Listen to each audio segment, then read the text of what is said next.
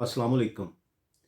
Family cases में जो आम तौर पर डिस्प्यूट एक्सपीरियंस में आया है, वो हक महर से बहुत रिलेटेड है कि लोग जब शादी करते हैं या निकाहनामा फ़िल करते हैं, पुर करते हैं, तो उस वक़्त कॉलम नंबर 13, 14, 15, 16 और 17 को इतनी अहमियत नहीं देते जितनी कि देनी चाहिए, और बाद में यही जो कॉलम्स हैं, यानी ये जो इसकी निकाहनामे की शिक्कें हैं 13, 14, 15, 16 और 17, ये फिर गले का तौक बन जाती हैं, और ख़ास तौर पे जो ख़ामद होता है या जो मर्द होता है, उसके लिए बहुत परेशानी का बायस बनती हैं।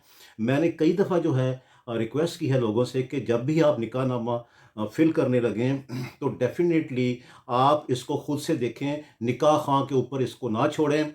ये आप पहले से दोनों पार्टीज़ आपस में तय करें कि हक़ महर आपने कितना देना है, कितना मुअज्जल होगा, कितना गैर मुअज्जल होगा।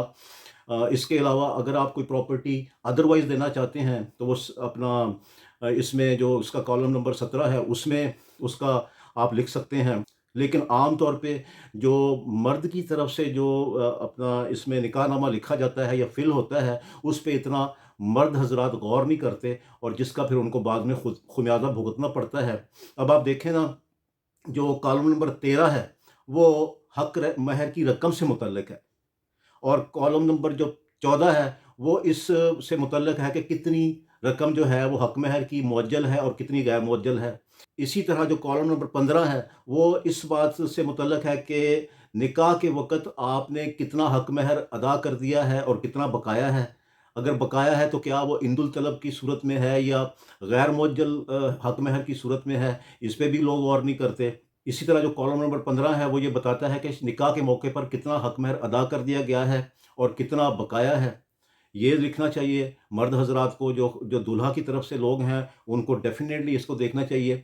इसी तरह जो कॉलम नंबर 16 है, वो ये बताता है कि क्या हक़ महर के इवज़ या उसके किसी हिस्सा के इवज़ कोई जायदाद जो है वो दुल्हन को दी गई है। तो ये बहुत इम्पोर्टेंट है, लोग इस पे गौर नहीं करते। बाद में जब ख़वातीन फैमिली केसेस करती हैं, ख़ास तौर पे हक़ महर का केस क्लेम करती हैं, तो फिर जो ये वाले जो कॉलम हैं, ये फिर एक ख़ावंद के लिए दर्द-ए-सर बन जाते हैं। अब आप देखें, इसमें जो कॉलम नंबर 17 है, वो शराइत से मुतल्लक़ है कि दोनों जो मियाँ-बीवी हैं, उनमें क्या शराइत तय हुई हैं। लेकिन आम तौर पे इसमें लोग जो है वो लिख देते हैं कि जी हमने 2 तोले जो है या 5 तोले, 10 तोले जो दुल्हन का जो है वो ज़ेवर सोना जो है वो उसका मलकियत होगा। इसके अलावा 5 मरले, 10 मरले का प्लॉट या मकान उसकी मलकियत होगा। अब ये जो कॉलम नंबर 17 है, ये हक़ महर से मुतल्लक़ नहीं है। जब आप लिख देते हैं कि ये 2 तोले, 5 तोले सोना या कोई प्लॉट या कोई मकान या कोई दुकान दुल्हन की मलकियत होगा, तो भाई ये तो आप गिफ्ट कर रहे हैं उसको। ये आप कल को कैसे जो है वो आप कह सकते, जो खातून है, ये उसका राइट नहीं है क्योंकि वो खुद खुला मांग रही है। तो ये भाई, ये जो कॉलम नंबर 17 है, ये ख़ास शराइत से मुतल्लक है। ख़ास शराइत जो है हक़ महर से मुतल्लक कोई लिख लें, या आपस में कोई ख़ास शराइत हैं जो आपने तय की हैं आपस में, वो आपको ख़ास शराइत जो है वो तय करनी चाहिए आपस में, दोनों पार्टीज़ को, कि भाई ये जो निकाह हो रहा है ये किन ख़ास शराइत की बुनियाद पे हो रहा है, बिकॉज़ निकाह is a contract between the parties. तो इस पे भी गौर नहीं करते। अब बहुत सारे मुझे फ़ोन भी आते हैं, बहुत सारे लोग मुझे निकाहनामा भेज देते हैं, व्हाट्सएप कर देते हैं कि जनाब ये देखें, ये जो है हमारी जो भी बीवी है, उसने जनाब ये जो कॉलम नंबर 17 में जनाब जो लिखा हुआ है वो क्लेम कर लिया है, हालाँकि ये हक़ महर नहीं है। तो भाई ये हक़ महर कब है? ये हक़ महर नहीं है। ये तो आप उसको 2 तोले, 4 तोले, 500 तोले सोना या कोई मकान, प्लॉट, दुकान वग़ैरह उसको गिफ्ट कर रहे हैं। तो ये तो वो हक़ महर में नहीं आता। तो वो क्लेम करेगी। वो ये तो खुला की डेफिनेशन से बाहर चला जाता है। अगर आप कहते हैं कि जी खुला ले रही है तो वो हक़ महर छोड़ेगी, तो ये तो हक़ महर है ही नहीं। ये कैसे वो छोड़ देगी? तो इसलिए मैं बार-बार ये जनाब से रिक्वेस्ट करता हूँ, तमाम लोगों से रिक्वेस्ट करता हूँ कि जब भी निकाहनामा आप फ़िल करें, दोनों पार्टीज़ या तो पहले से तय करें।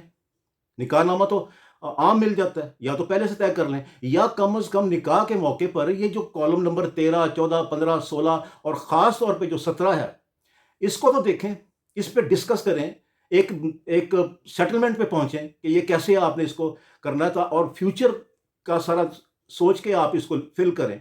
बाद में अगर कोई ख़ामन जो है वो कह देता है कि नहीं जी, अभी मेरे पास एक केस आया, उन्होंने वो दिया कि जनाब ये जो कॉलम नंबर 17 में जो 2 तोले सोना है और 5 मरले का मकान जो है, یہ جناب یہ انہوں نے لڑکی والوں نے خود سے لکھ لیا ہے، ہم نے تو نہیں لکھوایا تھا۔ بالکل غلط ہے، یہ سٹانس ہی غلط ہے، کیونکہ اگر آپ نے یہ آپ کے ایک کاپی جو ہے وہ دولہا کے پاس ہوتی ہے، ایک کاپی دلہن کے پاس ہوتی ہے، ایک کاپی نکاح نامے کی جو ہے وہ یونین کونسل میں چلی جاتی ہے، ایک جو اس کی پرت ہوتی ہے یا کاپی ہوتی ہے وہ نکاح رجسٹرار کے پاس ہوتی ہے۔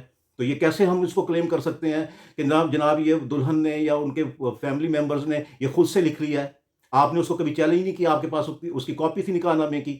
پھر جب وہ خاتون جو ہے وہ کیس کرتی ہیں تو آپ کہہ دیتے ہیں کہ جی یہ تو فیک ہے، یہ تو خود سے لکھ لیا ہے انہوں نے، دلہن والوں نے، لڑکی والوں نے، بیوی، آپ کی بیوی نے یا اس کے گھر والوں نے خود سے لکھ لیا ہے۔ تو اس طرح سے آپ کسی جو بھی کالم ہے اس کو آپ ڈینائی کریں گے تو نہیں کر سکتے۔ تو بہرحال بجائے اس کے کہ پھر کل کو پریشانی کا سامنا کرنا پڑے، یہ جو کالم نمبر 13، 14، 15، 16 اور 17 ہے، اس کو بیٹھ کے دونوں پارٹیز بیٹھ کے سیٹل کریں۔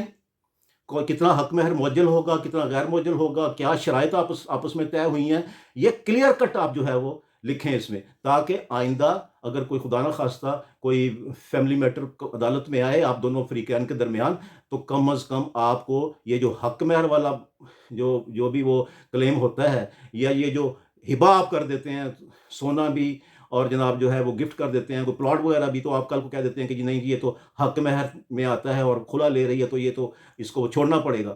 یہ خلا کی ڈیفینیشن میں حق مہر آتا ہے، خلا کی ڈیفینیشن میں جو آپ نے ہبہ کی ہوتی ہے، جو آپ نے گفٹ کیا ہوتا ہے، جو آپ نے ان کو دیا ہوتا ہے، ویسے خاتون کو، دلہن کو، وہ خلا کی کے مہر میں یا خلا کی جو وہ اس کو ریلنکوش کرنا پڑتا ہے، اس کو چھوڑنا پڑتا ہے، یہ اس کی ڈیفینیشن میں نہیں آتا، یہ آپ کو دینا پڑتا ہے، because this is a gift on part of the bridegroom, یعنی یہ جو برائڈ گروم ہے، جو دلہا ہے، اس نے گفٹ کیا ہے اپنی بیگم کو۔ اس کے متعلق تو ہائر کورٹس یہ کہتی ہیں کہ اس کو رجسٹر کروانے کی بھی ضرورت نہیں ہے، because this is a Hiba.